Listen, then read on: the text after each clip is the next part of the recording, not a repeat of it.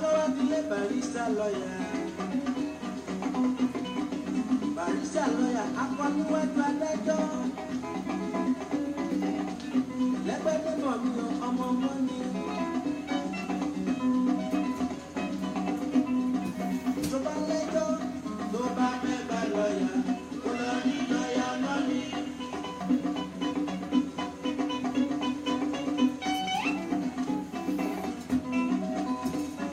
Aṣáájọ́ fún ẹ lẹ́jọ́ lẹ́jọ́ ni. Barista lọ́yà o, pàdé bọ̀ lọ́lá. Barista lọ́yà ọmọ mi. Àbèjìlẹ̀ olóyè mi ò lẹ́lọ́yà mọ́ mi. Barista lọ́yà àwòsàn ní ọmọ ìpínlẹ̀ lọ́kọ́jú. Samuel, mo ti wá ẹ délé lọ́pọ̀lọpọ̀ ìgbà tí mi bá ẹ níbo gan ló ń sùn.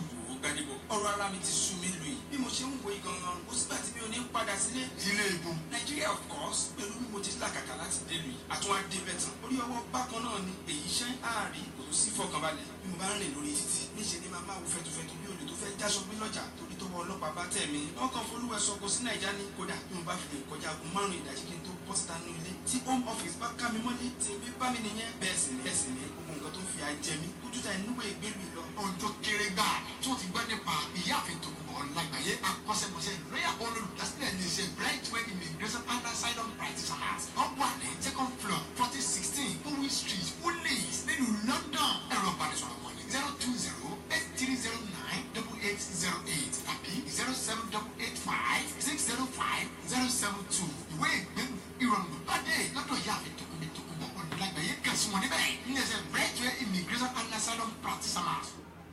It is nice to see every one of you on a chat line, and to all those who are listening to us on the radio in the world. I want to say thank you to all of you for your support from the inception of this year, 1st of January. And today is the end of the service, end of the program for this year, 2017. So I want to appreciate all of you. I want to let you know that you are always in my prayers and you are always in my heart, you are always in my mind. I really cherish all of you for your support one way or another. Thank you so much from the beginning. Ọpẹ́ ni orúkọ ló ń jẹ mí ní gbogbo ìgbà. Mo ní kí n dúpẹ́ lọ́wọ́ gbogbo ẹ̀yin ènìyàn pátápátá àti ọmọ káàárọ̀ oòjíire àti afúnláwọ̀ àti adúláwọ̀. Ìbà ló yẹ ká máa ṣe ní gbogbo ìgbà. Ìbà Elédùmarè ọba àánú, ìbà adániwáyé, ìbà aṣẹ̀dá, ìbà ẹni tó ní wá, ìbà gbogbo àwọn ènìyàn tó ń ṣe alátìlẹyìn lórí ìrìn àjò náà láti bẹ̀rẹ̀ wá. Gbogbo àwọn tó ń support mi ní studio. Pàápàá jùlọ lórí oko, the godfather himself, Kent Uche, àti senator mi engineer mi ọ̀wọ́n tí wọ́n dúró tì mí lẹ́yìn gbogbo ìgbà tó yẹ pé from time to time ni wọ́n set the studio up to make look elegant and stunning for me to come into and to appreciate their work. So mo dúpẹ́ lọ́wọ́ wọn, mo dẹ̀ dúpẹ́ lọ́wọ́ gbogbo àwọn ènìyàn tó ń refer àwọn èèyàn sí mi from the start of the program as well. Mo dúpẹ́ lọ́wọ́ gbogbo yín, gbogbo ẹ̀yin tí ẹ̀dẹ̀ ń fi àdúrà ràn mí lọ́wọ́, ẹ̀yin pastors tẹ́ ní ìgbẹ́kẹ̀lé nínú iṣẹ́ mi, ẹ̀yin church leaders, gbogbo ẹ̀yin tẹ́ ń pè mí fún iṣẹ́, ẹ̀yin imam gbogbo tẹ́ ní kí wọ́n máa sọ̀rọ̀ ní mosque yín. Mo ní kí n dúpẹ́ lọ́wọ́ yín. I cannot but appreciate all of you one by one.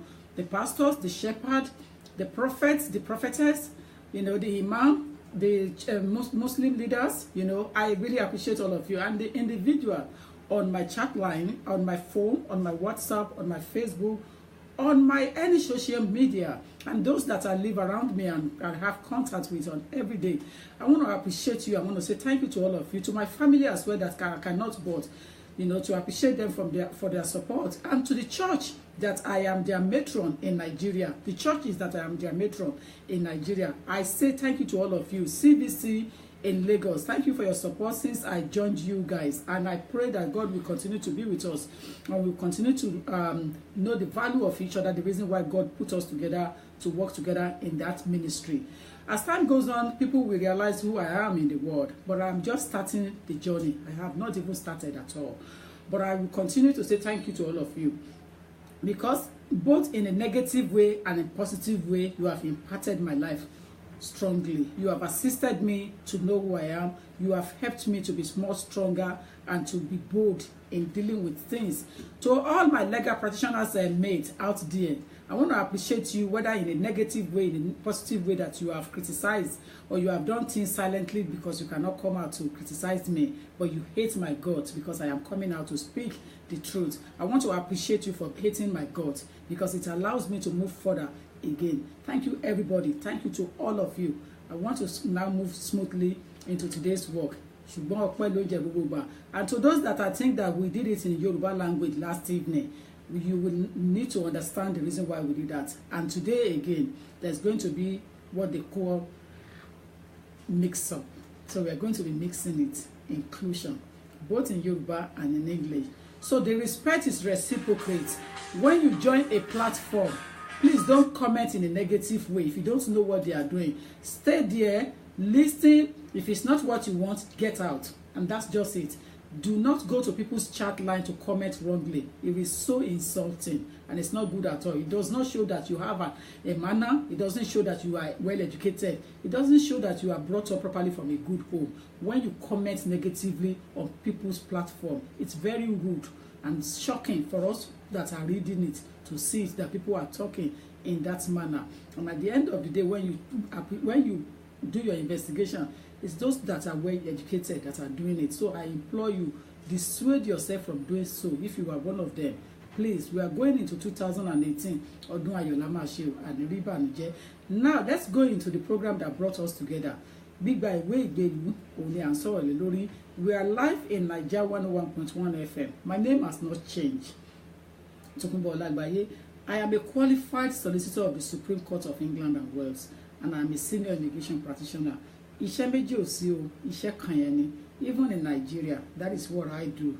As a lawyer, I assist people on ground to make a solid application into the United Kingdom, to correct problems, to assist them on the application. That is my job. My office in Nigeria is at number 4, Daranijo Street, Ogba GRA, Lagos, Ikeja. Ogba GRA, number 4, Daranijo is my permanent building. So there is no doubt that I will move tomorrow. I am not moving. So it's a permanent office, it's a permanent building. It's my office, it's my building. So if you want to see me, go to the office, go and see my secretary, book appointment. They will let you know when I'll be on ground. You will book appointment to see me in Nigeria for those who are in Nigeria. And for WhatsApp call for those who are in Nigeria, I'm on 0905 097 4652. For those who are in Nigeria, the WhatsApp call to call me on is 0905 0907 4652. That is the line that you are going to use to hit me on WhatsApp in England. And that's those who are in Nigeria. You can get through to me without any problem. You are on a safe hand. You're on a safe hand, so don't worry about that. Please, whenever you bring work to me, whatever happens, I take responsibility. Don't worry. You are in a safe hand. You cannot fall foul when you come to me, either in Lagos or in the United Kingdom. I will take proper care of that. A lot of people are asking me what happened to Ibadan office. Ibadan office has moved and merged to Lagos office. You will note that I have merged Ibadan office with Lagos office so that it can become one. Traveling up and down sometimes, although I still travel to other states because I have investments there, but traveling to see clients in and out is not easy for me. So I concentrate on my Lagos work and Lagos client. So people travel from other states to come and see me in Lagos. When you need something good, you have to work for it. You have to fight for it to get it. That's the way I think. We're talking about how to regularize your status. That's the whole idea of the program, from the inception of this idea to work in the public. How to regularize your status, because my research have told me that there's so much problem with regards to people putting application through to the Secretary of State. And as a result of that, I have decided, to be doing this continuously so that people will have that idea as to what to do and how to do it and when to do it. Because a lot of people just came to United Kingdom within a year or two and they want to put in an application to the Secretary of State. On what ground? If you come in as a visitor, the first thing is that you should know that the application does not allow you to remain in the UK to change your status. So in the event that you are there and something happened and you're unable to return back, that is fine. Although it's not fine by the government. But for me as a lawyer, you will come to me and come and take advice at the initial stage before you get yourself into a mess and before things get messy for you. Get the advice at the initial stage and then you will know what to do next. I spoke at length yesterday about the issue of people obtaining British passport. Now, briefly and in summary of what I said, I am not going to go in detail of what I have spoken about yesterday. But the briefly of it is that there are various ways for people to obtain British passport. A lot of people are asking questions with particularly to those who were born before the changes in the law and they are now stuck in Nigeria. Like I said yesterday, the most important thing for you to get yourself on board or to join us back in the United Kingdom would be for you to have the itinerary to show how your parents take you back to Nigeria. Of course, if you travel back to Nigeria, you have to show documents that took you back. You cannot fly in the air without documents, isn't it? So if people are now arguing and telling me that they can use ordinary picture, please don't confuse others. Pictures cannot be used alone. Pictures cannot be relied on. Please, I am begging you, don't put notes out there to confuse people. It is impossible. Not even now in the 21st century that things have now gone worst. That people are now duplicating using other people's documents. It is not easy for the government of the United Kingdom to accept pictures on face value and accepted that you are a UK citizen because people grow out of picture. So it could be anybody inside that picture. I beg of you, do not convince people. Let us do it according to law and do it properly, and it shall be well with all of you. Okay? So document that will be required is what you will need to put in place before you can now regularize your take your citizenship back if you are a true owner. Hello? Hello, good afternoon. Yeah, good afternoon. My name is I'm calling from Sweden. I just wanted to know if you also do litigation as well. Litigation on what subject? Yes, I don't know how it's been classified in the UK, but somebody took my son's luggage. He was supposed to fly back home to Sweden from the UK, and somebody and flew the box to Florida and sent a message. He took it from the bus, I think it's called National Express, and flew it to Florida and sent a message to my son that his box is in Florida and he's going to send it to Miami, then and that's it.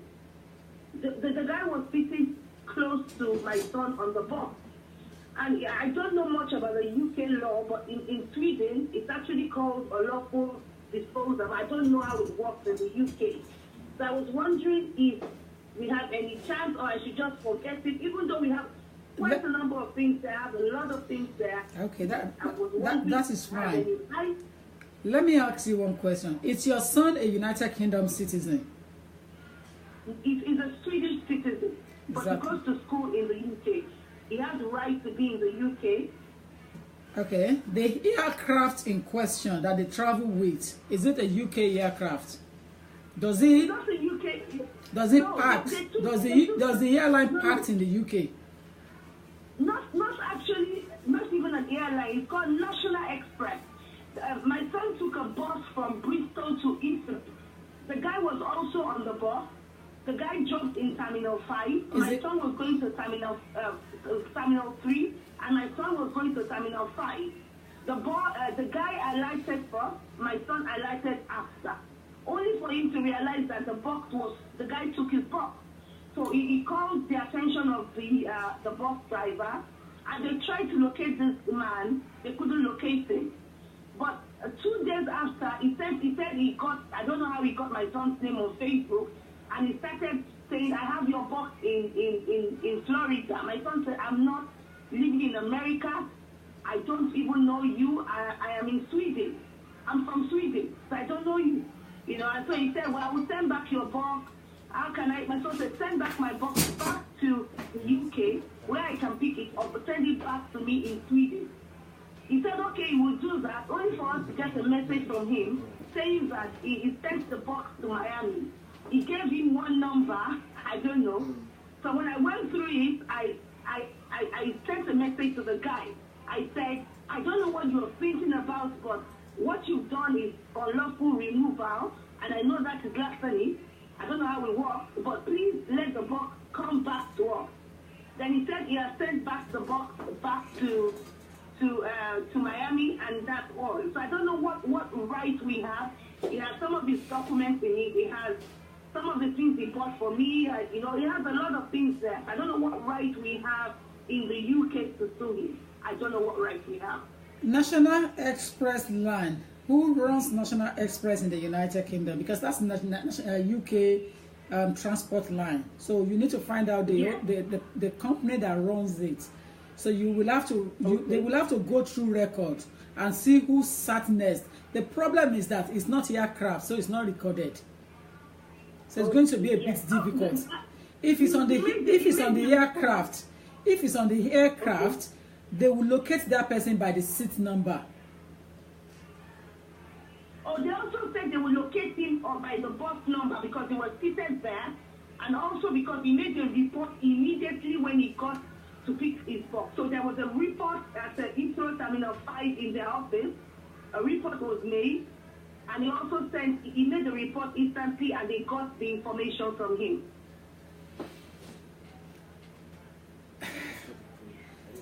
According to what I'm looking at online now, someone is telling me that there are cameras on the bus. Yes. So they need to go back to the date of that journey and see if they can trace it back. Okay. But right, so principally in law, you need to report to the manager of the express company and leave them with the investigation to get it done. They have duty to your son, and they cannot discharge that duty until your son is in possession of his luggage. How old is your son, by the way? He just turned 18. At the time of the journey, how old?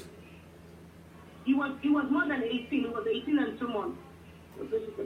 Okay, at the time of the journey. So he's still a child anyway, regardless of... At 18? Yeah, he's still a child. So you need to pursue it for him yourself zealously. Okay. Yes, okay. I know what I'm talking about. You need to pursue it zealously. So you need to write and put your request in writing. You see, making phone call when it comes to duty of care, it's not going to work. Because what you are looking at here is whether there's negligence. But then if there's negligence, is there duty of care in the first instance? So you need to establish it in the law, under the law of tort, whether there is a duty of care and who owes that duty to who. Okay. So you need to write to the express. Express is in charge. The question is that are they aware of express line? Are they aware of what is happening? So you need to put it in writing. Oh, yes. They are aware of the fact that he reported, but not this conversation, not this chat. But we have all the chats, and we're going to send it forward as well. I don't know how it works there. Now, someone is telling me that National Express is Greater Manchester. Hold on a minute. Somebody is living in Manchester and is telling me here. National Express is Greater Manchester Transport Company, GMT. Okay. So you need to get through to them. I think she has understanding of who they are. That company is National Express. Thank you, Kemi Ajayi. So you will need to So you will need to, because the problem, get in touch with National Express, Greater Manchester, according to what Kemi Ajayi is saying here. Okay, and then they'll take it on from there. We have already also the box, they collected it from him, and they said we will not release his box to him except he brings back your box. That was established when he there is a mix-up. There is a mix-up then. There is a mix-up. That's fine. The only thing is, even the only thing that is a bit funny to us was the fact that we said, okay, so about 10 more later, you could still bring back the box. But he was eager to send it. And to be honest with you, I have a lot of expensive oil in that box. And so that's why I'm eager, because he actually went shopping for me. Maybe I've opened up the box, I don't know, because we said, okay, even if you're coming in January, we'll be back. It will be back in the UK. You can send it. I can pay you. We can send it back to you. Okay, madam. So in order not to take too much of other people that want to call in time, yeah. Okay. Kemi Ajayi, go and unite with Kemi Ajayi on Facebook. Kemi Ajayi lives in Manchester. Kemi Ajayi said that she will assist you to report it and follow it on. So you can get the name now, Kemi Ajayi. Go and see who Kemi Ajayi is now on my wall now. So you're looking at my wall. You will see Kemi Ajayi making comments now. Contact Kemi Ajayi and then befriend her and then continue from there. Thank you very much. Thank you. You're most welcome. God bless you. Thank you. Thank you. Bye.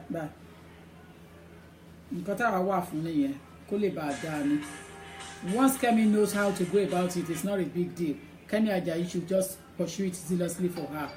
Luckily, Karo Ojire cannot join one, and they are both Nigerian origin, so there is no big deal in that. I am happy. Thank you so much, my sister Kemi Ajayi. Thank you ever so much. Hello.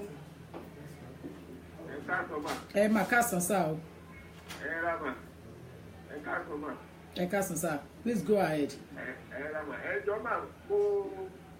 Which is by definition 2 months ago.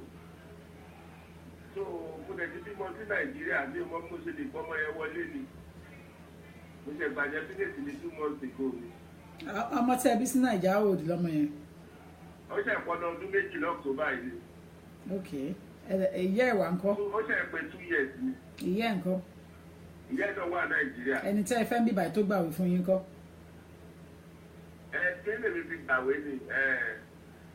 Long day moving by definitely. Right, okay. Can you book appointment? Book appointment. Yes, long day. Okay, book appointment and see me in the office. Enjoy, my binu. Okay. Because me only logo time that explain scenario for him by it's a longer explanation, so you need to come for proper advice. Okay. I'm on call me my office and book appointment after New Year. 0208 309 0208. And then you call my office, for appointment after New Year. For appointment after New Year. On 0208, yeah. Okay. 309 8808. 0208 309 8808. Officially, I am not returning to office until next week Thursday.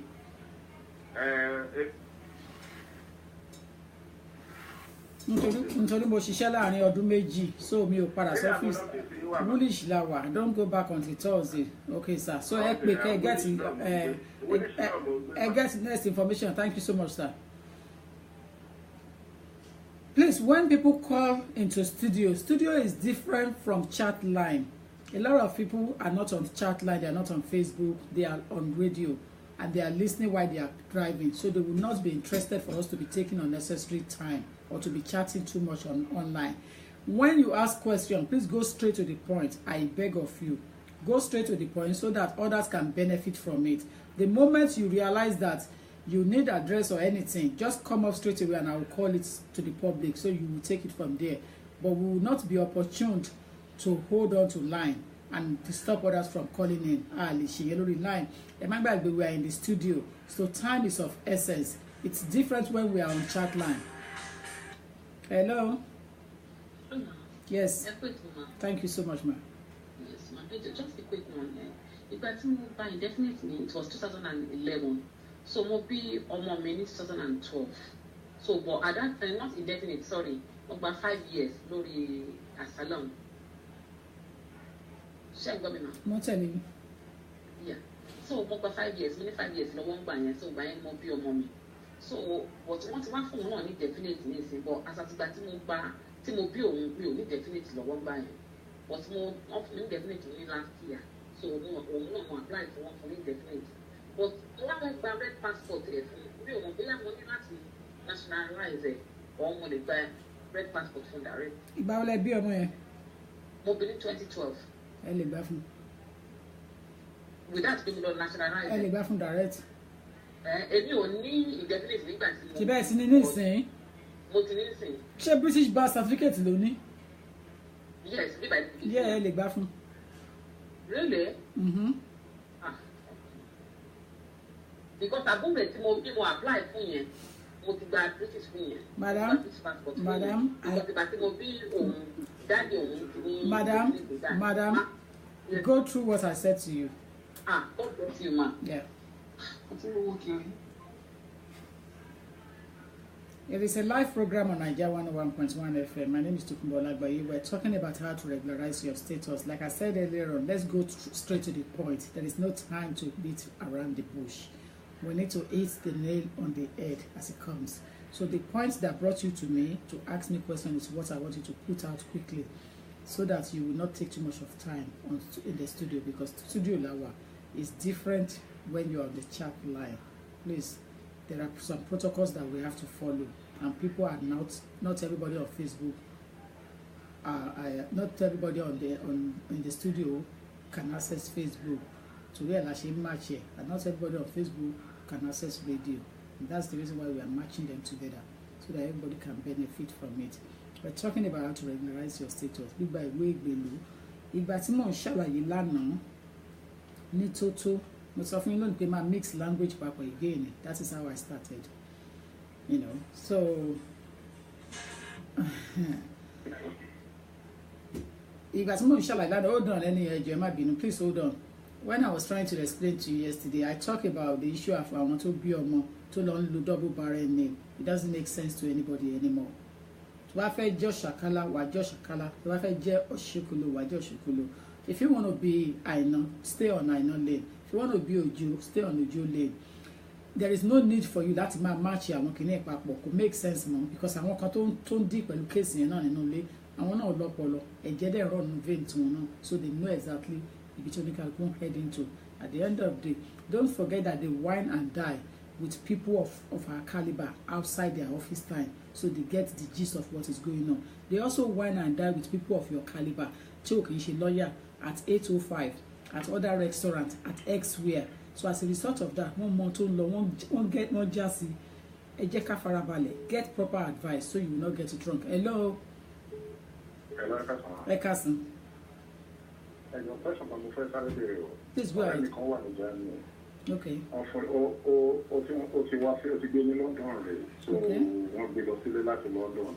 But ó ti ní EU citizenship láti Germany. So wọ́n fẹ́ mú fún àti London. Ẹ̀jọ̀ ṣé ó lè gbé London pẹ̀lú iye ẹ̀? Kí lẹ sọ pé wọ́n ní? Ó ní EU German passport nísìnyí. Yeah. Tó bá ní German passport, ó lè move in smoothly. Tó bá yẹ pé German residents ló nílé ẹ̀kọ́ rò dáadáa, òkú tó lọ lùsì gbogbo tó ti labour fún ní Germany láti wá sí UK. But the fact that he has red passport, sky is the starting point. Yeah. Sky is the starting point. Okay. Yeah. All right. Ṣé kò ní máa ọlọ́wọ́ máa tó tókè o? Àmì sir, thank you sir. Yes sir, bye sir. Yes sir, bye. Bye. Hello. Hello. Yeah.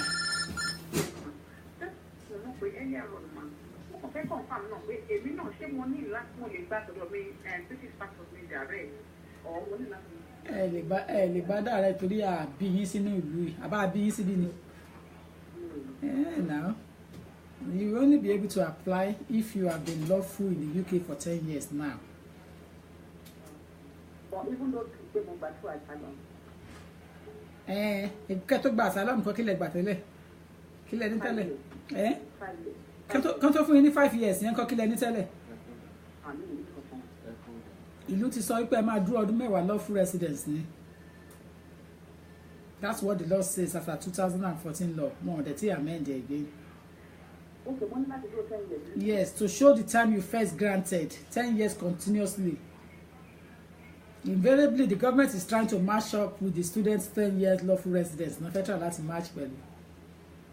Cut off on the British passport.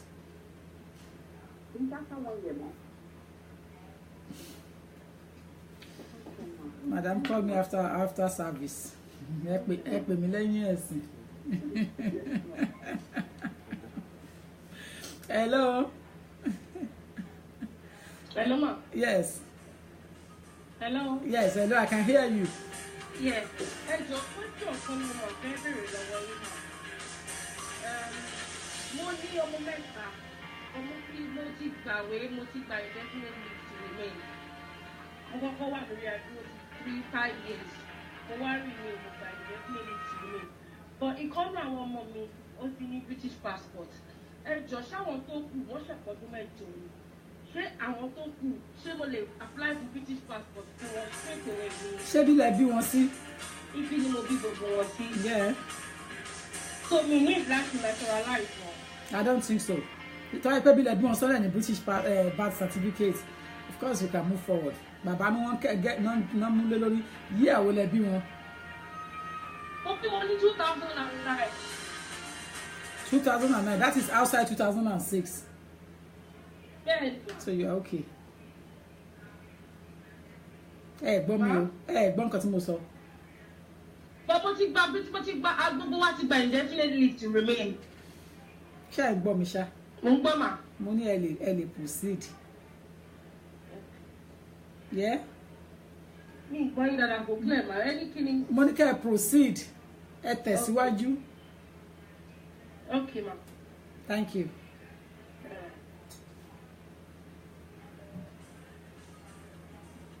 Hello.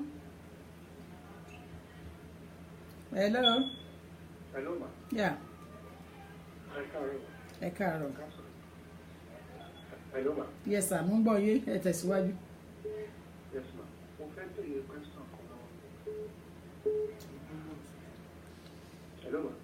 Please proceed. Continue. Yeah, question mi ni pé òun try láti nationalize ara mi. Mo ní partner tó jẹ́ pé kò tí ì ní ìwé kò tí ì ní kankan. Wọ́n nínú form application form yẹn, wọ́n béèrè pé partner yẹn ṣé yàn lè fi information. What type of application are you referring to? Nationalization. Ẹ̀bùn nǹkan ló gbàwé fún yín. No, èmi mo gbàwé mi. So mo ní partner tó jẹ́ ká jọ pé. Kò ní nǹkan kan ṣe pẹ̀lú yín ẹ̀kọ́ náà bí yín léèrè o. Partner tó gbàwé fún yín náà ń bí yín bẹ̀ yẹn. Wọ́n béèrè the previous one, wọ́n tún wá béèrè recent one. But recent one yẹn ṣó ní ìwé ni. Kò ní nǹkan kan. So nationalization tó ń bí yín yàtọ̀ get the form yẹn understand what the form is asking. I think you should take advice before you put in your application, because if you take minimum consultation, it will be better off than to lose 1,200 and something. Okay. I think you should take advice. Okay. Plus, the second question, where you might be, letter tí yọ fún mi nígbà tí mo gba permanent resident. Nínú letter yẹn ó different from ike tó issue fún mi because ó ní mi ti acquire resident permanent resident in 2016 and this is 2017. Tí mo ti dín fún láti nationalize ara mi. Wọ́n ní kíni. Nínú letter tó issue tí mo fi issue. It was December 2016 ni mo acquire permanent resident. But nínú card tó issue yẹn different days ló wà lórí card yẹn. So ó lè matter ma. December 2015 lè acquire permanent residence. 2016, yes ma. No consider letter yẹn. Date wo wá ni ó wà lórí passport, lórí document, lórí card? Lórí card yẹn it was this year. Because the card don't issue for me, don't issue card yẹn wrongly. So ẹ wá dá padà fún amendment. Bẹ́ẹ̀ni ma. You are going to follow what is on the letter. Okay ma, okay. That's just it. Okay, thank you. Yeah, because it's just only amendments, but they cannot backdate it. They have to continue from the dates they amend. They do the amendment. Okay ma. Okay. Yeah, thank you. Yeah, bye. Hello. Hello, ma. Yeah. Ẹ káàsán. Ẹ jọ̀ọ́ máa, ó ní ọmọ àǹtí mi kan UK lọ bí sí. So wọ́n ti lọ sí Nàìjíríà láti kékeré. now ó fẹ́ padà sí UK. Yeah, will not be. I think 80, maybe 83, 84. I get dating. I try to check when I can bury dates clearly. If it's 83, 84, okay. He's not going to be able to claim citizenship anymore. Okay. If it's 83, 84. London. Okay, my visa wọlé nísìnyí. Apply commit his criteria here, then he needs to take proper advice. I understand that is a different issue entirely. If a child is born in the UK and taken back to Nigeria and the date of birth is from 83, 84, of course, someone yet to lose the right here.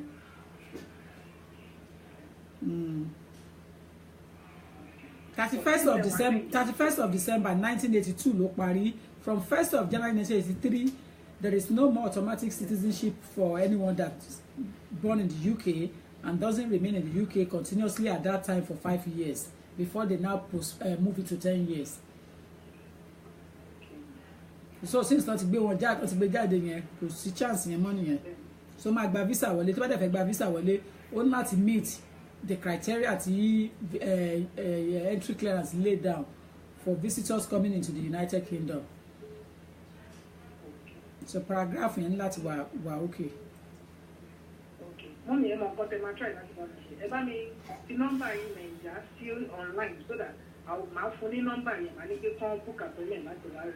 What's the problem? Okay. Yes, ma'am. What's the problem? Yes, ma'am. Bye bye. Amen, ma'am. Bye bye, dear.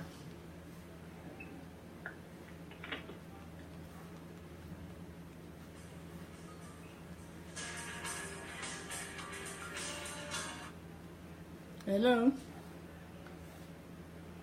Hello? Hello? Yeah, I can hear you. Is that the solicitor? Lágbára Ọlọ́run, yes. Am I on live? You are. Ẹ̀yin ò dẹ̀ fẹ́ wà bẹ́ẹ̀ àbí? No, okay. Okay. Program mo fẹ́ bèrè mà ẹjọ́ mà mo ní ọmọ kan tí mo gbé wá sílùú at the age of ọdún mẹ́ta mà ó dẹ̀ ti nísìnyí ó ti gba 2.5 years mà kò dẹ̀ ní pẹ́ pé 17 now ṣé tó bá pé tí mo rò pé mo wo program yìí kan tẹ sọ pé bóyá tó bá pé tí wọ́n ní bọ́ ṣe lè apply fún ìdẹ́sílẹ̀ fún wọn nǹkan tí mo fẹ́ confirm nìyẹn mà. Bọ̀ ṣé bíbá iná bí sí? Ṣé dẹ̀ ti. At the age of 3 mo gbé wá ó dẹ̀ ti 17 sìn òun ní ó ti ní 2.5 years ó dẹ̀ ti rí nílẹ̀ ní ẹlẹ́ẹ̀kejì ó ti rí ní ẹ̀sìn. So ṣì máa. Ọkùnrin 10 years old ṣé ó máa 10 years yẹn máa pé. Ó máa pé 10 years yẹn máa pé. Tó ṣáà má commit any crime ṣá but 10 years yẹn gbọ́dọ̀ pé máa. Then because another thing téèyàn gbàtà ṣe renewal wọ́n tètè dá ìwé yẹn padà ó lé bí almost èyí ẹ̀ ọdún dá padà ṣé àti ọjọ́ ta ti bẹ̀rẹ̀ yẹn ni a ti máa bẹ̀rẹ̀ tó ti bẹ̀rẹ̀ sí fún ọ̀la ti máa bẹ̀rẹ̀ sí kà á ni ṣé ọdún kan tó wà láàrin yẹn ṣé a máa yọ yẹn kúrò ní màá bá máa kà yẹn náà mọ́. Kọ́tọ́ máa fi sí sọ fún yín ni pé they have not approved you at the time the document was inside so the calculation will begin from the date of approval. There is no doubt in my mind. Is it from the initial date of approval? From the date that you stamp, look at your letter of approval and look at the card. Okay, so I'm afraid that's the renewal one. So that means we're going to lose that 1 year. Lose the 1 year. You should be calculated that by the and you see, anyone who's going for extension, you start from the time of the initial grant. Initial one. Okay, ma. Yeah. Thank you. Yeah, bye. Thank you very much. I appreciate it. Yes, ma'am. Bye. We're in a studio in Nigeria 101.1 FM in the United Kingdom. The telephone number to reach me on in studio right now before I leave, either way, 07496 936 110, 07496 936 110. That is the studio number. The regular number you usually hit me on It's my 07908 628 240. 07908 628 240. That is the number you are going to meet me on now. So if you have any query that is bothering your mind on the issue of how to regularize your status in the United Kingdom, that is the number, and it's on the wall now. Hello. Hello, ma. Hello, sir. Hello, ma. Thank you, sir. Yes, ma. Mo ní ìbéèrè kan ní ma. Hello? Yes, carry on. Okay, ma. Nínú àwọn family mi kan ní wọn bàbá mi yẹn òun àti ìyàwó wọn ti wà ní London tẹ́lẹ̀ ni, but àwọn padà sílé lẹ́yìn ọkùnrin, àwọn padà sílé. Ìyàwó wà ní London, òun dẹ̀ ti gbàwé, ó ti sẹ́pẹ̀ tí bẹ́ẹ̀ ó bí ọmọ kan síbẹ̀. But ó ti bí àwọn ọmọ kan wọ́n ẹbí wa yìí kò tó di pé wọ́n mú wá sí London. But láìpẹ́ yìí ẹnìyẹn wá kú, òun wá fẹ́ mú ọmọ kan tó bí sí London yẹn, òun fẹ́ dá padà sílé. So nínú ọmọ tó bí sí Nàìjíríà yẹn, wọ́n á fẹ́ kó wá sí London láti ẹbí kó wá adopt ọmọ yẹn, kọ́mọ yẹn máa gbé pẹ̀lú ẹ̀. Ẹ gbọ́ ṣó possible? Mo get díẹ̀ ní question here, but I didn't get everything. Is the child in question in the UK a UK citizen? UK citizen. Government will want to take over and they will tell about a meeting later. The government will want... You know what my man be? Yeah. Sí Nigeria tẹ́lẹ̀ kó tó di pé ó base sí UK. Wọ́n á fẹ́ kọ́ ọmọ yẹn wọlé, òbí ọmọ yẹn sí Nigeria, òbí òun sí UK. Nigeria ló bí sí kóun tó bí ọmọ kan tó wà ní UK náà ló bí sí UK. But ó léwèé. Ọmọ kan síta ní BC UK, tẹ́ni tó kù yẹn BC UK. Yes. Ọmọ ọdún mẹ́rin wà lọ́mọ tó jẹ́ UK citizen yẹn. No, onìkan náà ló jẹ́ UK citizen. Ọmọ ọdún mẹ́rin lọ́mọ yẹn. Kò létí ju ìpín jábí 8 or 9 lọ báyìí. Ṣé ó ní pálí pupa ṣá? I guess right. Ó dà kó ní pálí pupa. Torí ìyá ẹ̀ ní kó tó lọ àbí? Ìyá ẹ̀ ní. Okay. UK náà ìyá yẹn náà kú sí. Is there no any other family member that can take responsibility on that child in the UK? Because the person you want to bring into the United Kingdom will have to show that he has a good relationship with the child.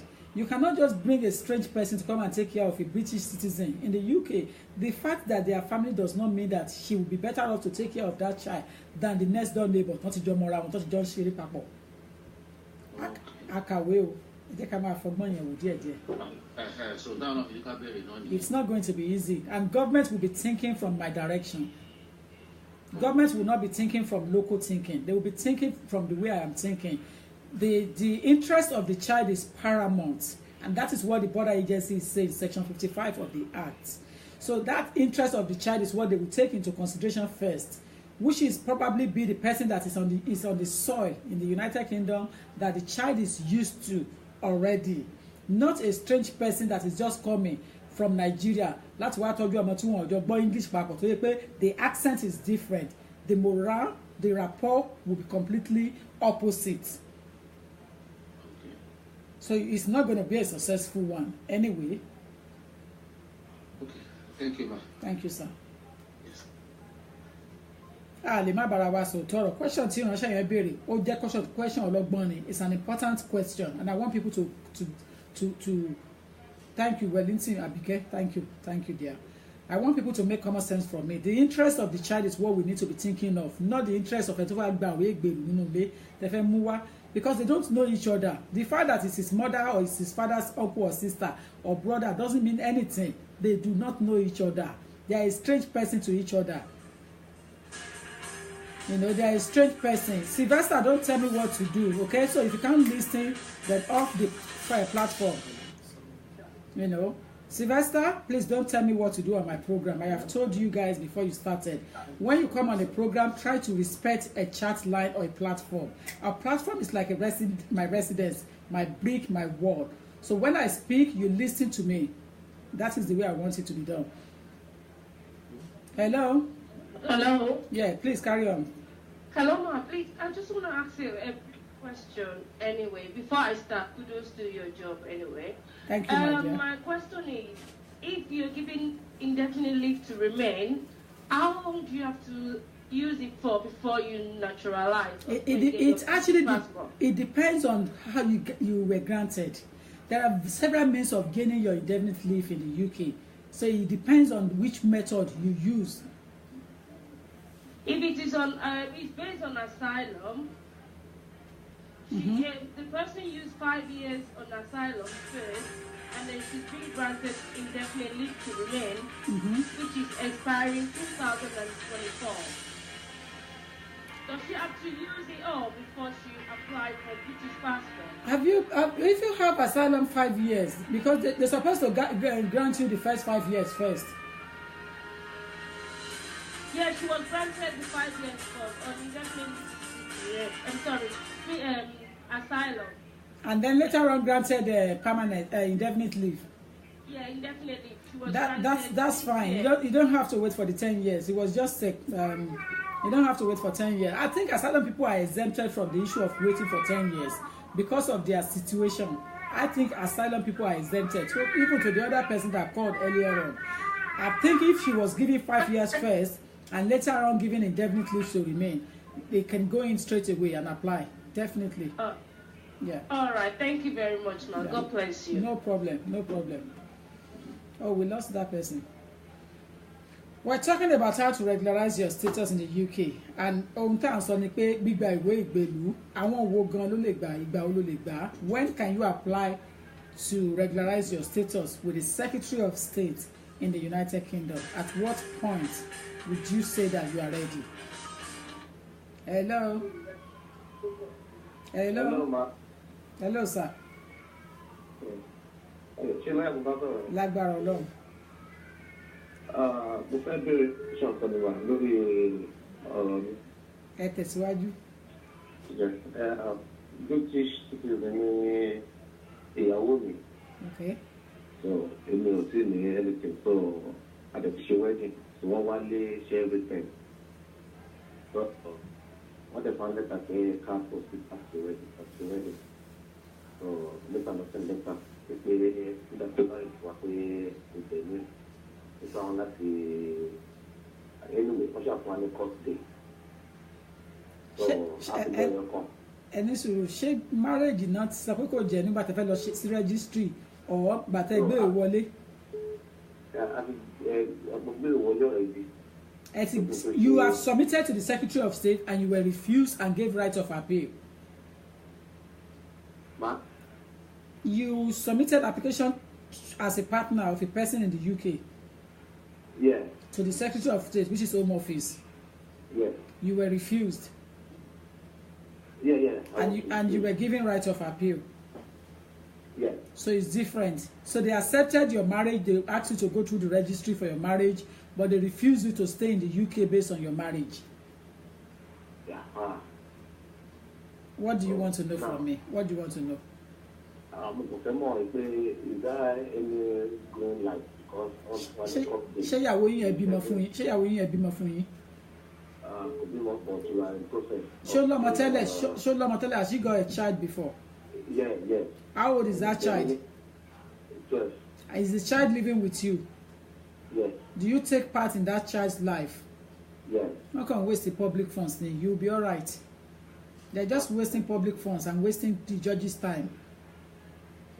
Question before you go: have you lived together for 2 years? More than 2 years, man. So they're just wasting public funds. Don't worry, you'll be okay. Yes. Thank you, my lovely. Thank you. See, this is what we are saying. It depends on the experienced person that handled the application. If the person is less experienced, of course, court will continue to be overwhelmed with case files. Because that case, if I am to be right, unless if it was refused for another reason entirely, but if it wasn't refused for another thing, it's a waste of public funds. Although a lawyer will eat, because that is a style for a lawyer to eat, lawyer will eat. But then at the end of the day, it's wasting public funds to ask the judge to sit for that hours again. Hello, Eka. Eka, Yes, ma'am.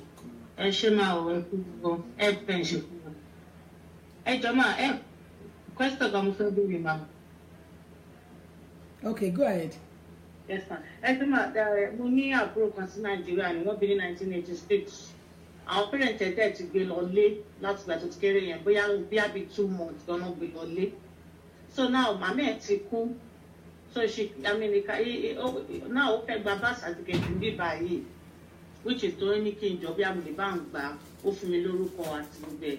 But at the end of the day, kò sí pálí torí màtẹ́ ń sọ̀rọ̀ pálí tí mo lọ wo program in 29 mo dúpẹ́ mention nípa pálí. So mo wá bèèrè lọ́wọ́ ẹ̀ pé ṣé pálí tó fi gbé lọ lé ṣó wà, ó ní kò sí òun rí nǹkan kan. So I find is there any way tí mo fi lè help or I just forget about it. And let's get the year of birth right. You understand? Okay. The year of his birth or her birth is what we need first. It's 1986. Exactly, which means that he or she is not a British citizen since he has left United Kingdom. So getting birth certificate is just for record purpose for him or her. That is fine. Okay. But any other thing, he has to come in as a visitor to the United Kingdom and do what everybody other person are doing, to get himself happy in the UK. Okay. Except to do criminal thing. Don't do any criminal thing. Okay. There's another one, ma. Please, quick. Time, please, quick. Yes. Okay, ma. 1977. 1970s, which I think maybe around 1977, which I think it might be automatically. That's but it. the problem is, obtain the birth certificate first for any year. In short, contact go London send the message saying, and that was when I was in Nigeria. But we apply like 2014 not apply one refuse when we call Okay. So could any pali ya any pali ya mama out to only want to G-Log but my mother so she cannot even get anything about that passport. This is another problem again, because it would not be that straightforward for the UK government to accept any year as a UK citizen, although it is evident that the person was born before the changes in the law, which purportedly makes him or her a UK citizen automatically, But the issue here is that there are so many documents you have to deduce before they will accept him or her. It is not a matter of photograph or a matter of just birth certificate. How did he or she went back to Nigeria?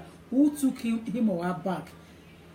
Okay. And he needs to go on his nails that somebody else must not be using the document as we speak. That's why Timothy send the document London. Outside London, Mumbai, so maybe I can bring everything down to you and see the reason why they refuse. Once you appeal. Even if you bring, okay, yeah, let us look at the appeal process and look at the document they have submitted. Okay. Okay, ma. I'll book appointment after New Year, ma, to come and see you. Okay, no problem. Thank you. Thank you.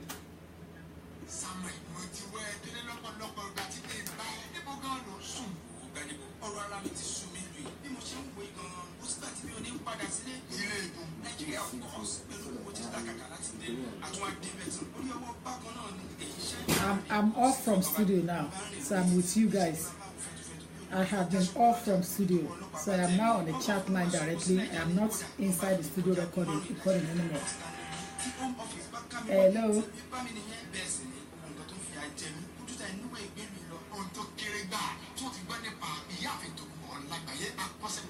Hello. Yes, let us continue to enjoy each other. Hello. Can you hear me? Is it me or the person? I'm on speaker, so I don't know why the person is not. Hello?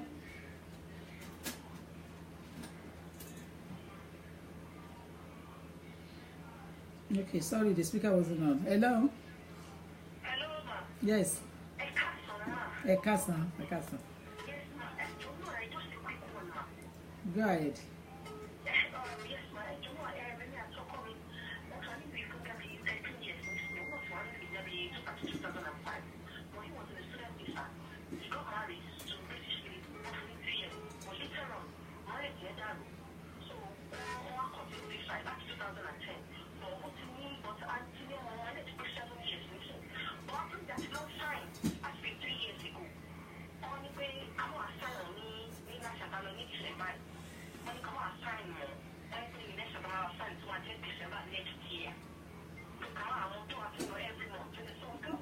wọ́n wá sọ pé December next year 2018 ní kẹ́tọ́ wá.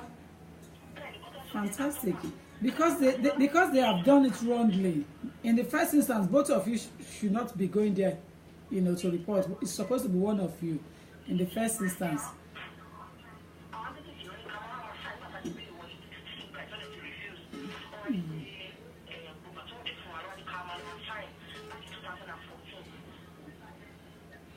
Okay. So what is your question? Let's get it right. What is your question?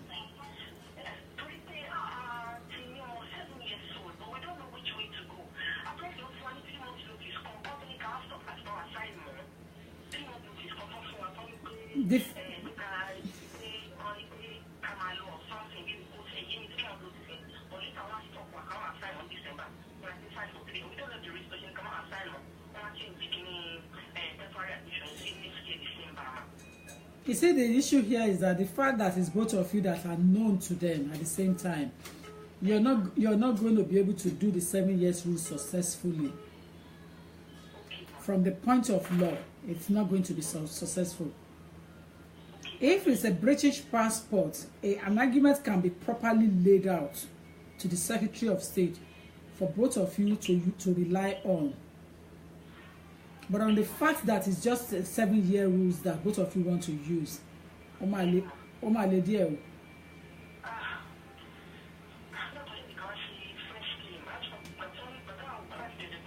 how did they match both of you together? How much you matching? Couple náà ni gbogbo àwọn tó madam listen couple ni gbogbo àwọn tó make application láti lẹ̀ wá gbogbo wọn tọkọ tìyàwó ni wọ́n ṣùgbọ́n ṣe rí tó bá dé certain stage nílé ayé ọgbọ́n ló gbà. Báwo náà ṣe match yín papọ̀? How do they know about two of you?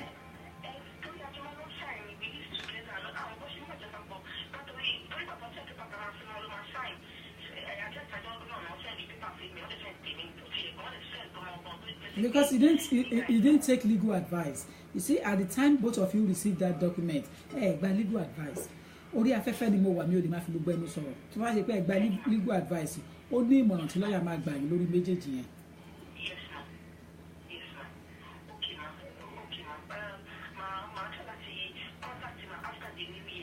Okay. All right, then. No problem.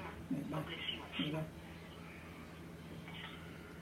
We are still live here on the chat line now, but we're not in the studio anymore. But we're live. Ekasan.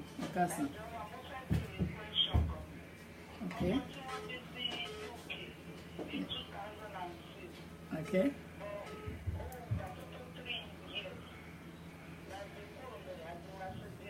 Mm-hmm.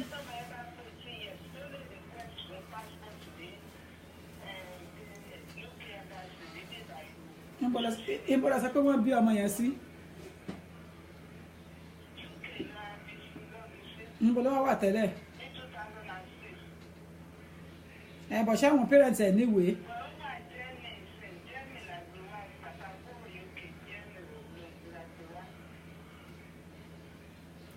Ẹ gbé lọ sí Germany àbí bẹ́ẹ̀ tí màá tẹ́ lọ sí Germany yẹn UK lẹ ti bí ẹ ti gbé kúrò nílùú nìyẹn. Yes, now 2006 you have removed that child from United Kingdom, so the child cannot be a citizen of the UK other than to just carry the UK British birth certificate. Unless one of you has a indefinite leave to remain a British passport at the time of the child's birth. But if that is not the case, that child has lost that UK citizenship right as of that. So you have to let him or her get what he's entitled to in Germany.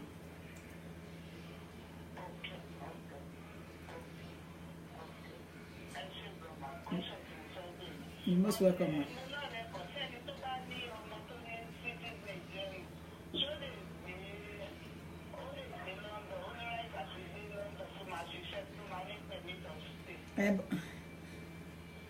Ṣé ọmọ yẹn wà ní UK? But ọmọ yẹn ní UK passport. Ṣé ọmọ yẹn ní UK passport? Ó ní UK passport.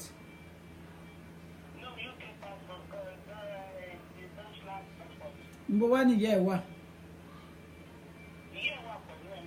kí ló dé tí ìyá ò ní ìwé.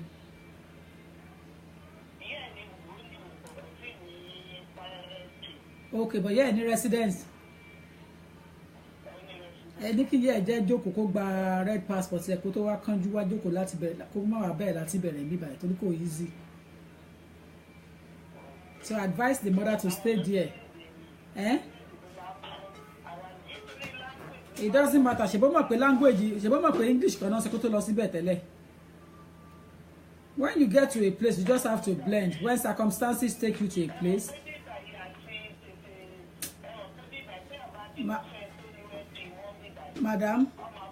Madam, ẹ jẹ́ kí move ọ̀rẹ́ yín yóò sọ lọ́rùn lọ́rùn ni àwọn tí ò wà ní opportunity rárá ńkọ́.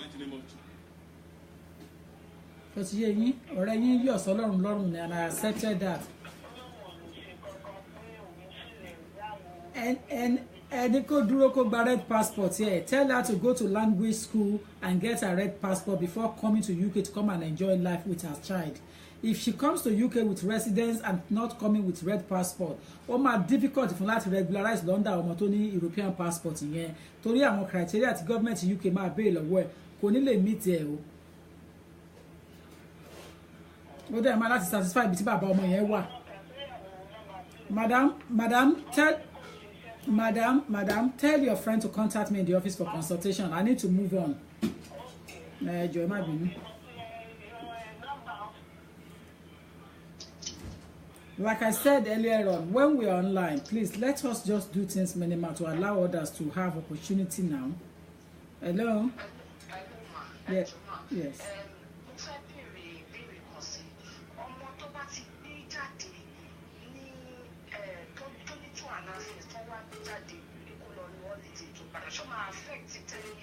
Rárá.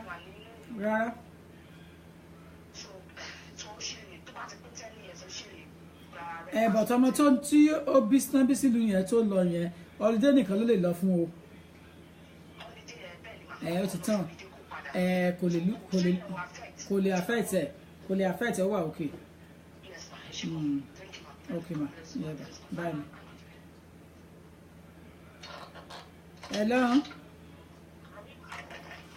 Hello. Yes ma. Ẹ káàsán ma. Amen ma.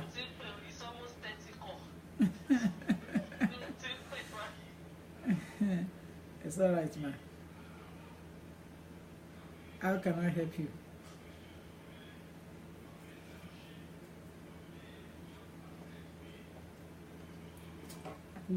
Kò dẹ̀ bátìrì ò dẹ̀ lọlẹ̀. Bátìrì ò lọlẹ̀.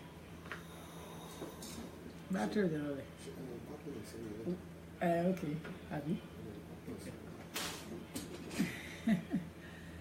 I'm still on the chat line dealing with enquiries, so I have time to spare with you.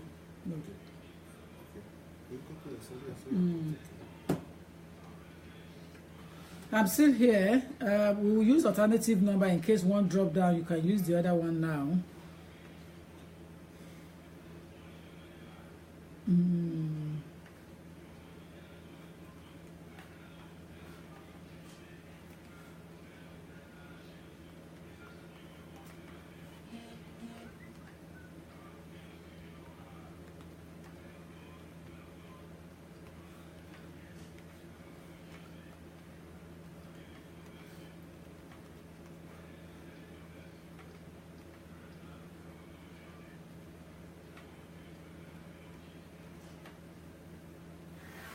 So we are still here.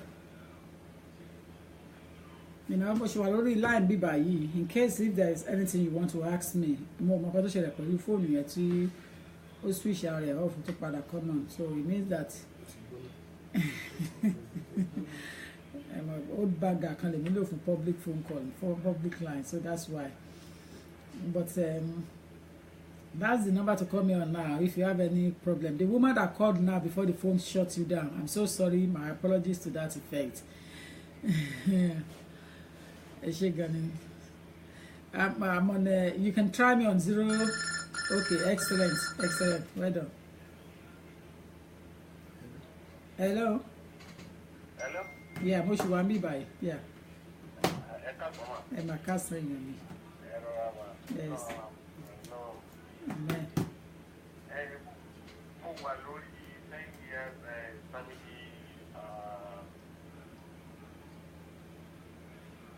Àti mo ń gbọ́ yín. Mo ń gbọ́ yín.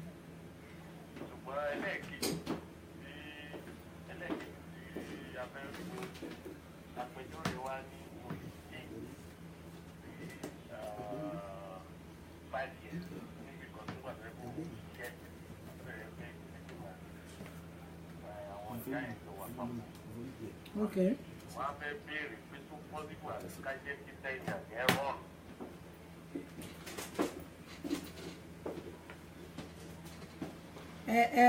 Repeat ẹ padà dáadáa kí n rọra grab ẹ torí àwọn tó ń comment ẹ ń gbà mí wọ́n máa ń distract attention wọn ò dẹ̀ kí n mọ̀ but I love them.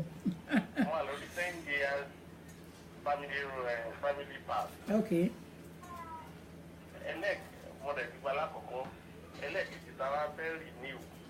Àgbẹjọ́rò yẹn wá sọ pé ńgbà tí mo fi rí ṣẹ́ẹ̀kì equally 35 years ìgbé bẹ̀rẹ̀ máa lọ sí 10th of English ìgbé yẹn lè change 5 years wọ́n tó jẹ́ pé iṣẹ́ gidi ni mò ń ṣe. Mo á fẹ́ béèrè kọ́mọ́ sí pé yẹn lọ gamble. Babala gambling ni now mo ló kọ sí nínú òfin gambling ni because wọ́n yẹ pé ẹ ti overstay kan tó fún yín ẹ lọ renew nǹkan yín pẹ̀lú sùúrù àti ìrọ̀rùn for God's sake ojú ló ń kán bòjì òun máa débẹ̀ ó fẹ́ gamble yín náà dẹ̀ máa refuse yín tó bá dẹ̀ refuse yín wọ́n máa fẹ́ start yín all over from the 10 years route ni.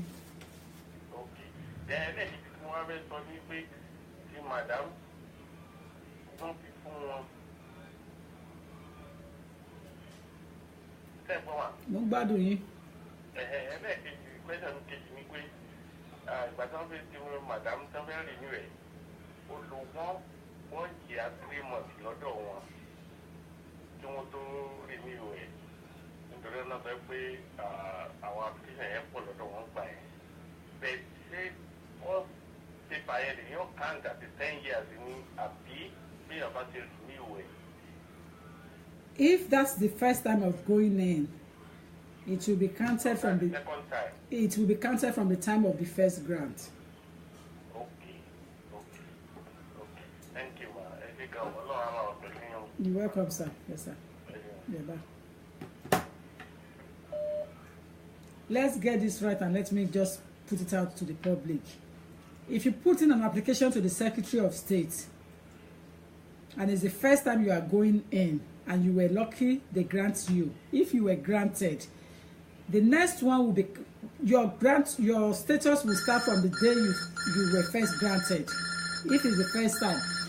If you are going on renewal, you still have to calculate it from the time of grant, first grant, initial grant, not the delay. Forget about the delay or no delay. Your leave continues because you had one before you went in and you did not run out of time before you submitted. So it will continue from the initial grant. That's just the situation. Hello? Hello? Hello, ma. Yes, ma. Ẹ káàsán o. Thank you, ma. Okay. So, 2008. Mo gbé lọ sí Nàìjíríà. Nígbà tó wá di 2015 ló dá padà wá. Òun ti pé 10 ní DCA. So, mo ń tà láti pèsè ètò fún òfin 10 years ìyẹn tó ní kọ́ máa ti gbé òun sí ìwé oníṣẹ́ àgbà ẹ̀pọ̀ community when he or she is there. No, ẹ ti gbé jáde so ti lose that chance yẹn. Tẹ́ bá make registration ẹ máa lose owó yín ni. Because he was not in the school for some period. So the GP will not be able to satisfy. There will be no letter from school to say that he was in the country for certain years.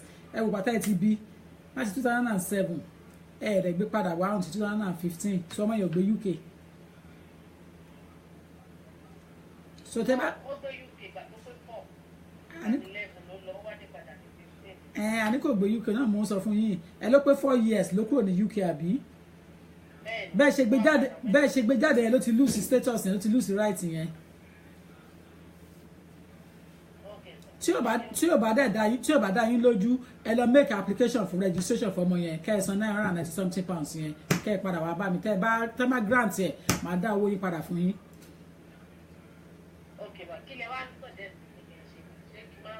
ọmọ yẹn ẹ̀ṣẹ̀ dé London ní 2015 ló ẹ̀ṣẹ̀ wọlé. So you need to keep the child. If I keep ẹ̀ sí bíbá ìbọ̀pọ̀ yẹ kí n máa bá yín sọ gbogbo yẹn ní public.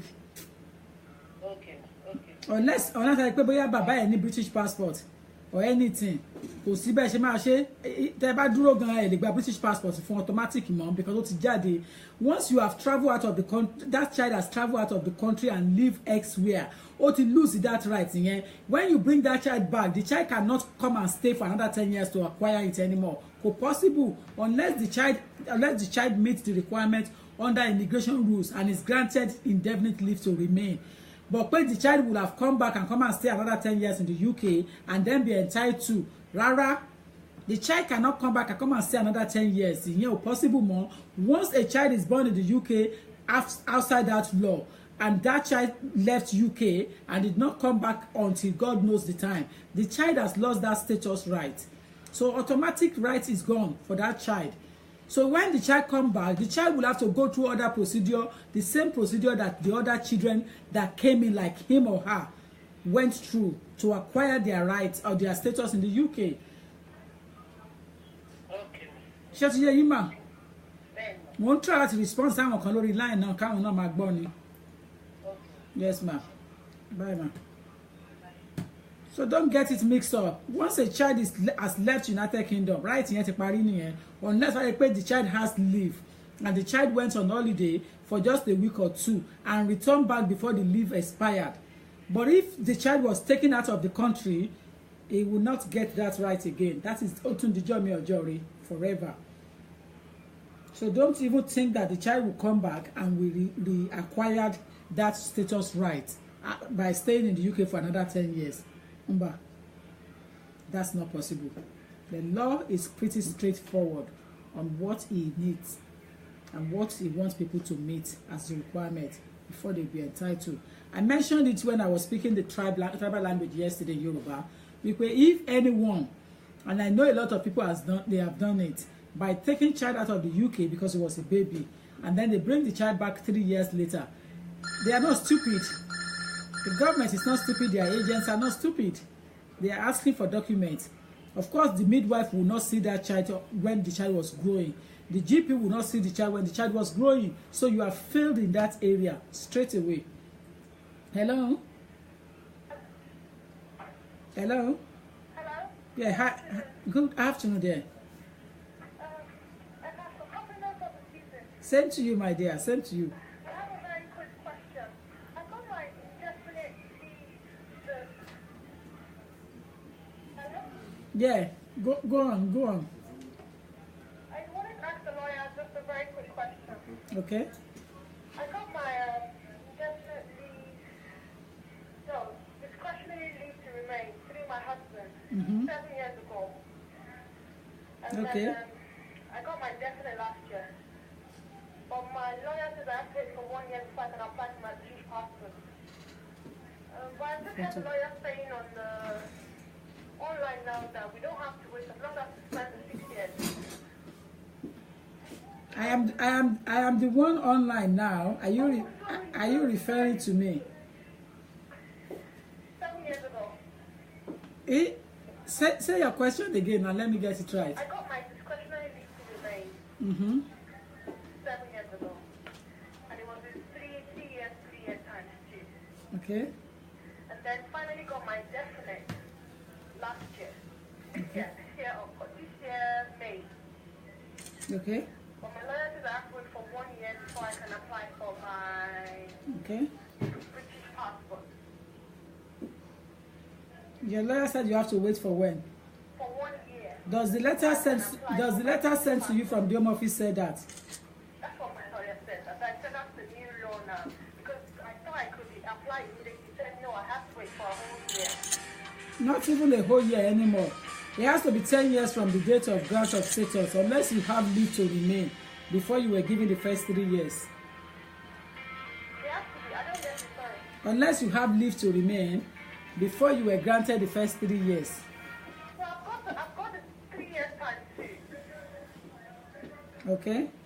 Yeah. And then they gave me indefinite last year as well. Okay. I'm not sure.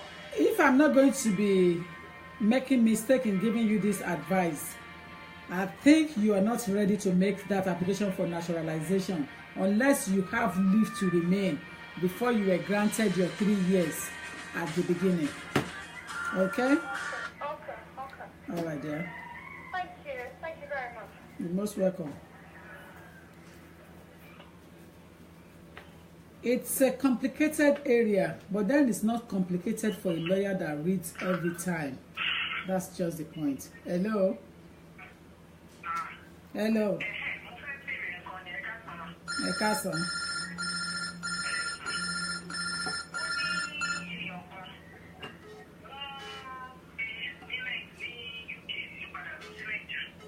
Okay.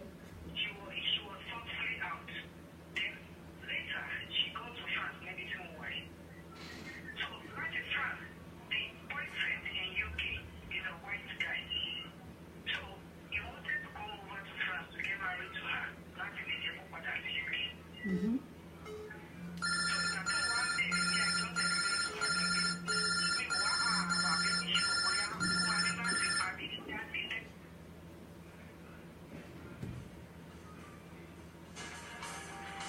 Wọ́n bí ẹni ẹ̀ sí UK àbí kí lẹ sọ?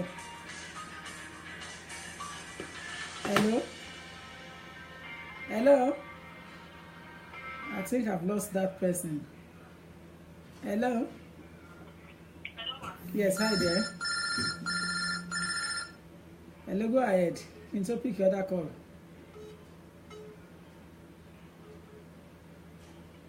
Hello? Yeah, go ahead. Go ahead. Okay.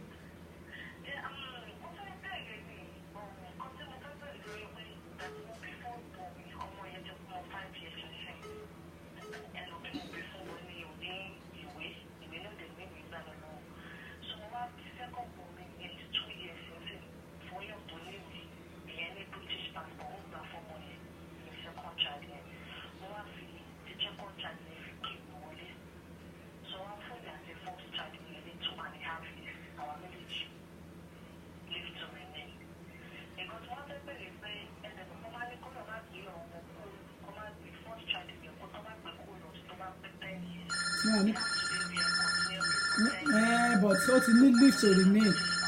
Or to need leave to remain, so only travel on holiday and come back within 2-3 weeks. Yes.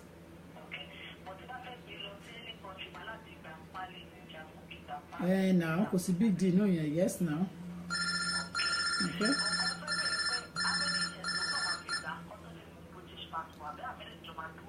Tẹ́ bá bí ṣe bẹ́ẹ̀ sọ pé 5 years ago lẹ bí ọmọ yẹn then another 5 years ó máa gba British passport tiẹ̀ so ó máa kúrò lọ́dọ̀ yín.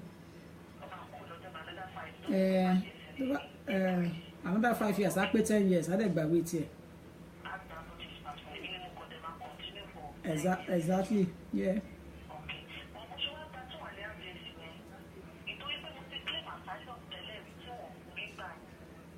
So you're not under asylum, you're under what they gave you. So you're on 10 years parents route. Yes, under asylum, under 10 years lower.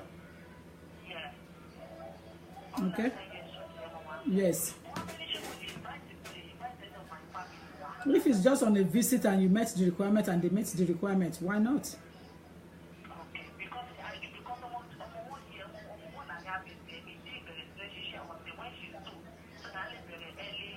But tell about him, she share the invite and well anything because I need meet pay sponsorship in your credit maintain.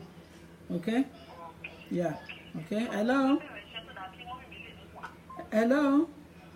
Hello? Yes. Ekason. Yes, ma'am.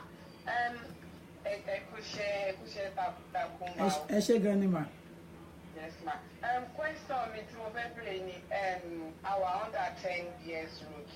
Okay. On my head in September next year. Okay. First one, you know them are 10. Okay. In August. One more, she be more, if I ó lálẹ́ gbé wọlé lálẹ́ gbé ti British bí ọmọ yẹn wọlé lálẹ́ máa gbé tiwa náà wọlé àbí mi ò mọ báyìí máa ṣe. Ẹni first born ní máa pé 10 years nígbà wo? Ó máa pé 10 years ní August next year. 10 years route tó dẹ̀ fún wa náà máa expire ní first week of August. I mean first week of September rather. Èrò ẹ̀jẹ̀ kí tọmọ yẹn wọlé lọ fún 10 years registration yẹn. First week of August ni mo bí. Ẹ̀jẹ̀ kó wọlé lọ a day after fair tó bá ti pé ká ló pé 10 lónìí ọ̀la submit application, that's the law. Okay, acknowledgement. Ẹni sùúrù. Acknowledgement ẹ bá gbà látọ̀run yẹn, you need to save yourself money somewhere because you are going to spend money elsewhere. So acknowledgement ẹ bá gbà níbi tí ẹ ti lọ register fún 10 years yẹn, lẹ máa attach my application tí yín tẹ́yìn fi máa wọlé lọ fún application tí yín. Lẹ máa fi wọlé lọ, wọ́n dẹ̀ máa understand àti ṣe fún so many people. All right, okay ma, all right. Tó bá ti tó time yẹn máa pè é. There's a problem. I will book appointment lọ́dọ̀ yín. There's a problem, ma ṣe. All right, bye. I think I am getting close to retirement on the chat line now. Hello? Hello? Yes, hi. Ekasan, please come on the question nítorí line kejì wà open, so line méjì na mo lò at the same time. Okay, please go ahead. Hello, a device yẹn, any device yẹn lọlẹ̀ fún mi. Any device yẹn lọlẹ̀, any lọlẹ̀.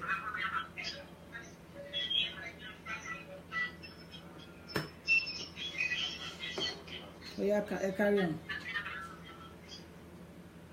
Yeah, carry on, sir. Carry on. Okay.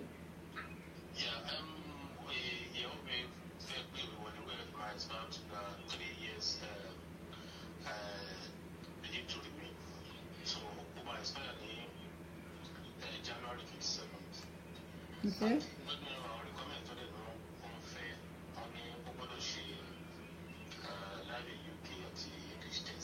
Okay.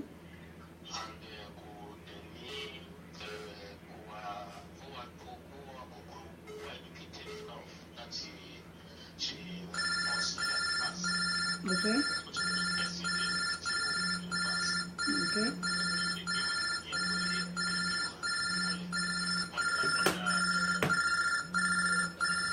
Anyone who pass English test, abi? Ẹ sọ pé wọ́n ti pass English test. Hello? Okay. Kí ló dẹ̀ fẹ́ gbé wọlé nísìnyí indefinite leave?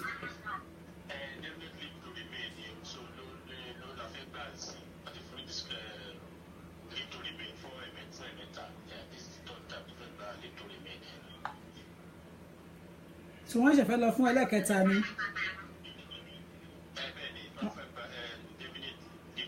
But we will not pass by either English test or life in the UK. We will not pass by.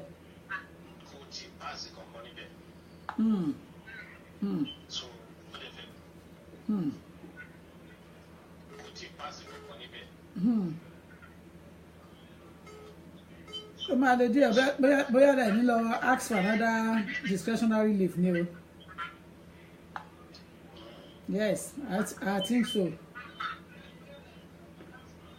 I think so because the back they were late one that he pass life in the UK, turn that he pass English.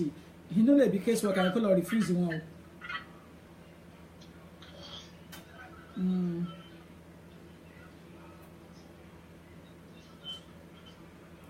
Just hear him there.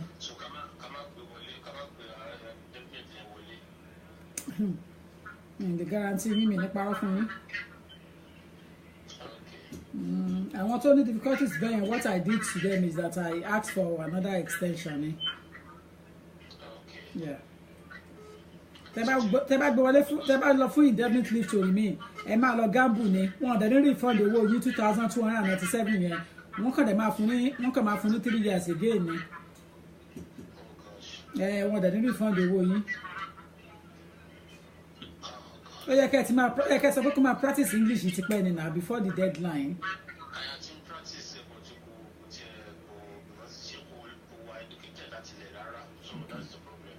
Okay.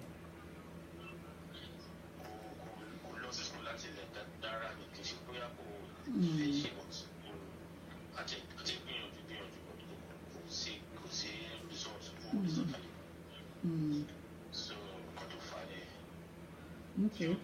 Every time I send them to see other college,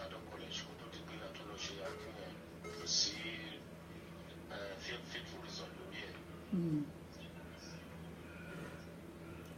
That's the only way out. You might be asking for another 3 years. I think it will make sense and be cheaper. Yeah. Okay. You're most welcome. I'll take one more call, then I have to leave studio now. Hello. Hello. Yeah. Hello. Yeah, I can hear you.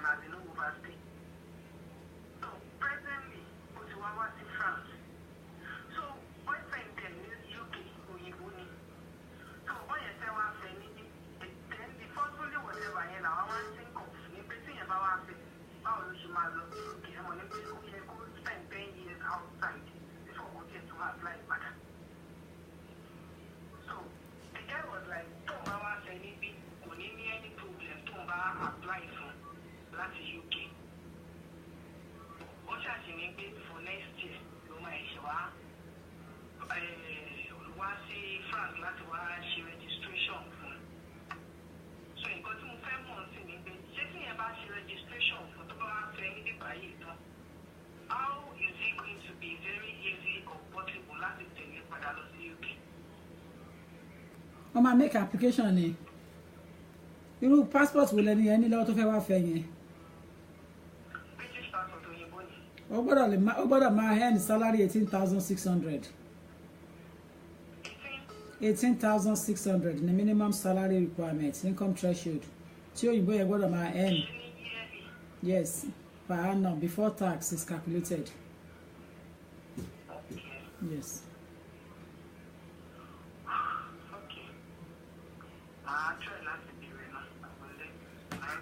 I think you should have time or take consultation for them. I think you should do consultation. So well, anybody can do it, you know. So the family, you know, our message. And then you can take consultation from by. And you can take consultation from now.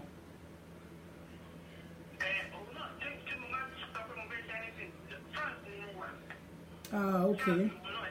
Okay. Ìwé wo ni ẹni tó wà ní France yẹn ní ìwé wo ló ní?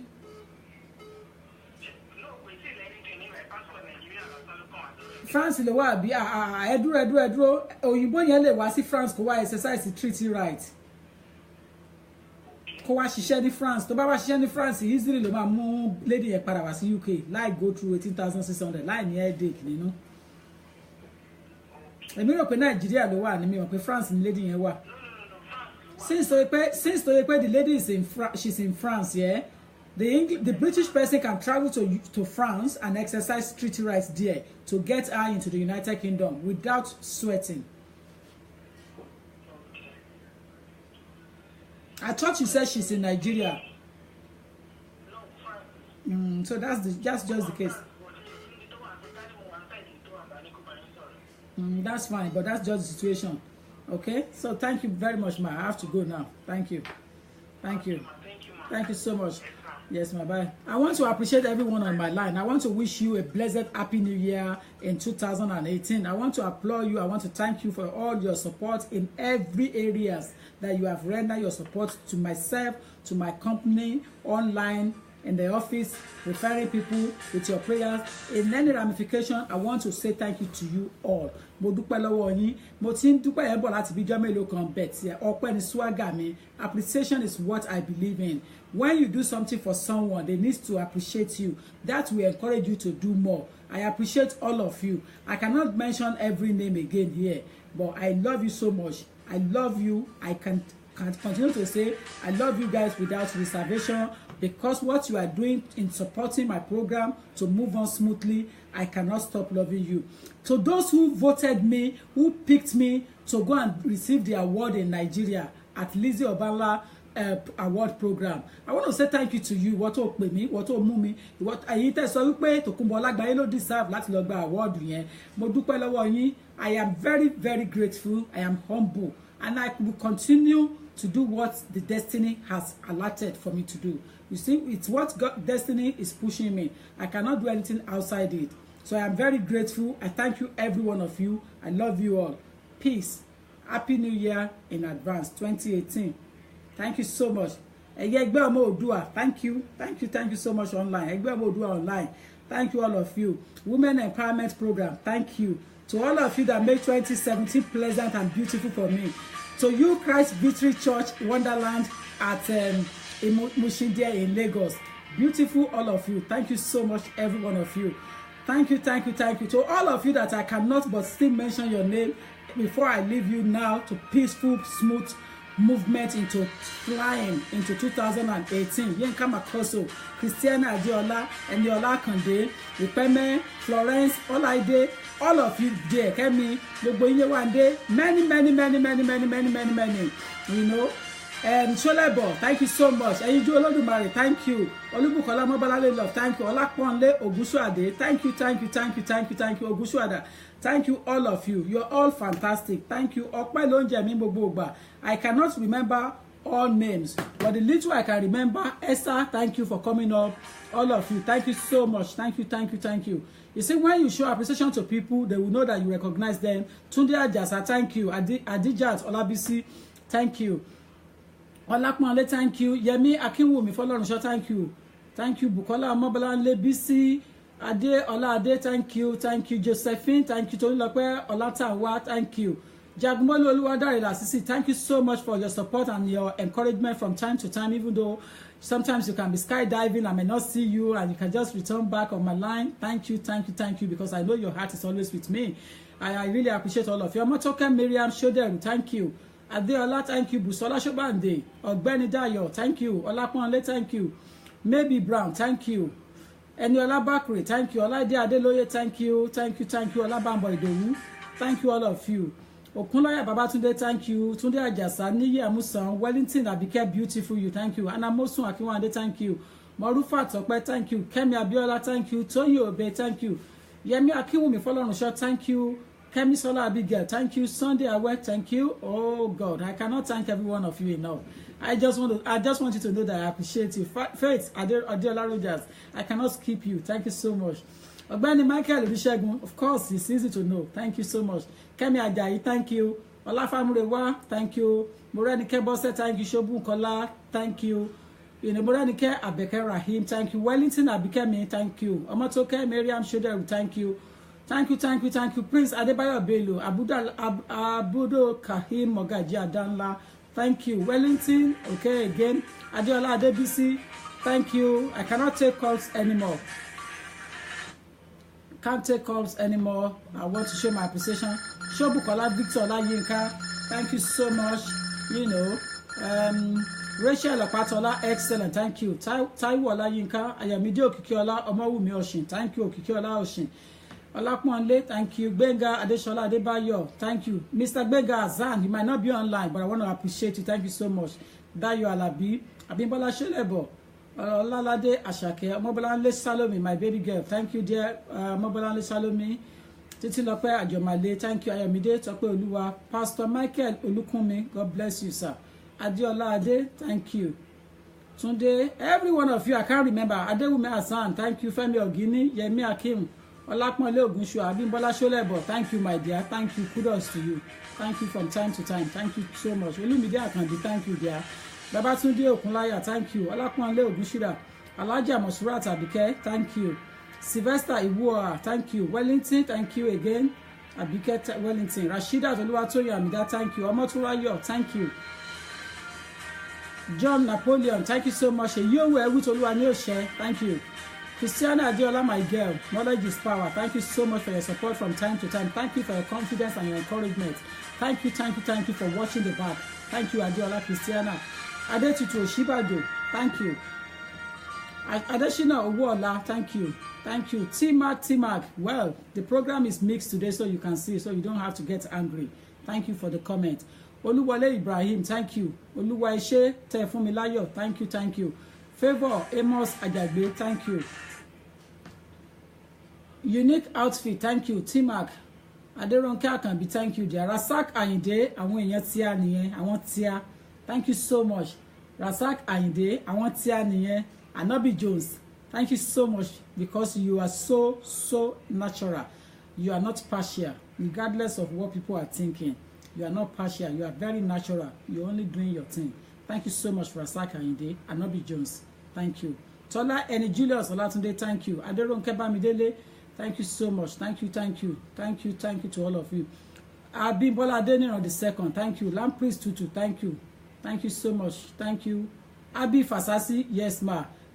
Thank you so much, Abi Fasasi. Thank you for uniting with me in Nigeria on ground at the ceremony and at the training. Thank you so much, Abi Fasasi. Adi Oshun Adedoyin, thank you so much. Kola Owos Peter, thank you. Enife Nilanfe, thank you, and Happy New Year to you in advance too. Thank you so much. Thank you. Praise Wale Omidiji Olooto, thank you. KG Scott Otunbela, thank you. Otunbalogun Shote, Yeye Shote, thank you. Thank you so much, everybody. Bose Olabola, thank you. Thank you so much. I have to move on now. Ajia Olafimion, thank you. Abose, thank you. Olaoluwa Adekanmi Akinremi, Osisami Kemi Bakre, Olaoluwa Adekanbi.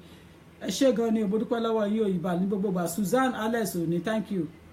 Thank you so much, everybody. Honorable Temitade Gold. Thank you. Honorable Temitade Gold. Arin Ade Onafowora, my baby girl. Thank you, my girl. Thank you so much for your support, the encouragement in the short time that we have met and we know each other. Thank you so much. Thank you. Abiola Oyekan, thank you. Giwa Alamilekan, thank you. Alaja Kama Shedada Omobori Ota. Thank you so much. Alaji Rasak Sani, thank you. Owoki Be Kodija, thank you. Afolabi Ashanike Prince Eshegani, thank you so much, Prince Afolabi Ashanike Ismail. Thank you so much from the time of the radio program. Thank you. Eniyan sha laso ti temi. Mo dupe lọ́wọ́ gbogbo yín. I cannot continue. Kemi Joseph, thank you. I can't. I'm trying to make sure that I don't skip names, but it's quite long and lengthy today. Oluwase Ayo Crown, thank you. Thank you so much. I can't remember all names. Omotunrayo Ayo Akinsanya, thank you so much. Thank you. Julie Oshodi, thank you. Suraj Badamosi, thank you. Ireti Ola Olumuyiwa, thank you. Ireti Oluwa, Feyikemi Akinbusola Shamakin, thank you. Adeshola Adeleye Soremi, thank you. In Paris Tutu, Omotunrayo, thank you. Tonogo Ayeraye Ariyike Tosin, thank you. Itonogo, thank you. Christiana Adiola, thank you. Justice Mom Coca, thank you. Princess Adenike. Thanks to all of you. I cannot remember to continue because it's quite a large name written there.